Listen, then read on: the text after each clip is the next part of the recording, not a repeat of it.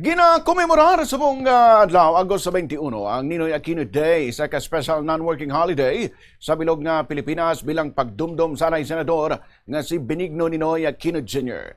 Isa sa mga nangin prominente nga leader sang oposisyon sang panahon sang diktadorya ni Presidente Ferdinand Adelin Marcos Sr. Subong 2026 nagtupa sa Biyernes ang Ninoy Aquino Day gani naghatag ini sang tatlo ka adlaw nga long weekend para sa mga Pilipino tubtob Agosto 23. Kabahin sang Agosto 21 sa opisyal nga listahan sa mga special non-working holiday para sa 2026 sa idalom sang Proclamation number 1006 na ginpagwa ni President Ferdinand Bongbong Marcos Jr.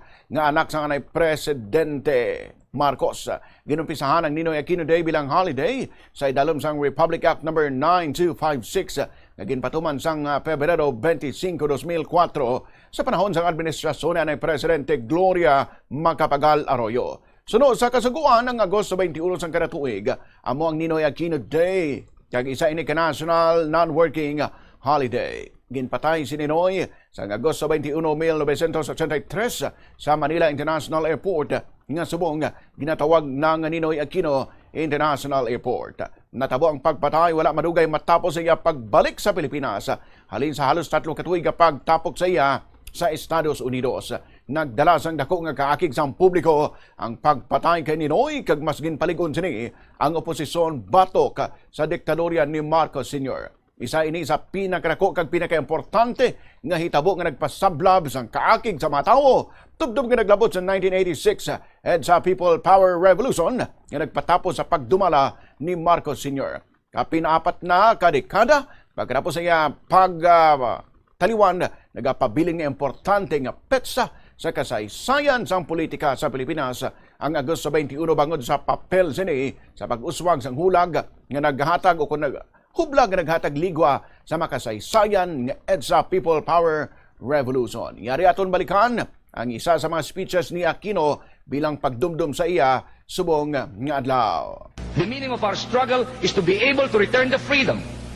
First, you must return the freedom so that all segments of our community, whether from the left or from the right, will have the right to speak. And then in that open debate, in that clash of debate in the marketplace, we will produce the clash between the thesis and the antithesis, and we will have the synthesis for the Filipino people. I do not hold the key to our liberation. I do not know all the solutions to our many problems. All I know is that if the situation continues in the Philippines, then blood will flow. And when blood flows, there will be no victor and there will be no vanquished, because all of us will be the victim of our folly. I am therefore appealing to Mr. Marcos. Mr. Marcos, hear the cry of your people.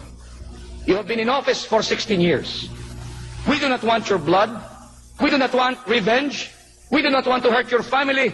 We only ask that freedom be returned. We ask for nothing more, but we will accept for nothing less. We tell Mr. Marcos, you may have your exercise. I have said time and again I'm no longer interested in politics. But if this will speed up the normalization of my country, if I must go back there again and sacrifice myself in a political arena in spite of the fact that I have no money anymore to spend, if that will restore freedom, then I shall go back. And I tell you now,